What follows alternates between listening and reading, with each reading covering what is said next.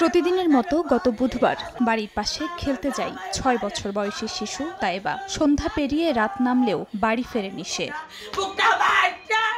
ওই রাতেই সখীপুর থানায় একটি সাধারণ ডায়েরি করেন তাইবার বাবা টিটু সর্দার। পরে খোঁজাখুঁজির এক পর্যায়ে শুক্রবার পাশের বাড়ির সেপটিক ট্যাঙ্কে মেলে লাশের সন্ধান। পুলিশ এসে মরদেহ উদ্ধার করে। এ নিয়ে এলাকায় শুরু হয় তোলপাড়। সেপটিক ট্যাঙ্কের ডাক্তাররা আমার কাছে সন্দেহ মনে হয়েছে। সন্দেহ হওয়াতে আমি সবাই ডাকার পরে ডাক্তার করলে লাইট মারার পরে দেখি যে তাইবার লাশ ওখানে ভাসতেছে। আমার সাথে আমার ভাইয়ের জায়গা জমিন সম্পর্কে একটু মন কোনাকুনি, তো এটা আমি মাথায় নিতাম না। এরা যে এত বড় জিনিস, ছোট জিনিস নিয়ে বড় মাথা কামাইবে এটা তো জানতাম না। দেখি সেফটি ট্যাঙ্কের সামনে সবাই থাকা দেখে আমার মেয়ে উপরে উঠেছে।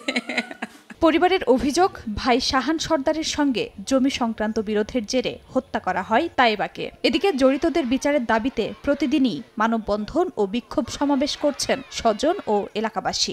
নিষ্ঠুর নির্মমভাবে তাকে হত্যা করছে একজন নিষ্পাপ শিশুকে, আমরা তার সর্বোচ্চ শাস্তি দাবি করছি। এ ঘটনায় ২৮ সেপ্টেম্বর রাতে সখীপুর থানায় অজ্ঞাতদের আসামি করে মামলা করেন তাইবার বাবা। পরদিন চাচি আয়েশা সহ সন্দেহভাজন ৩ জনকে গ্রেফতার করে পুলিশ। আয়েশা বেগম ও আসিফ ব্যাপারীকে নেওয়া হয় ২ দিনের রিমান্ডে।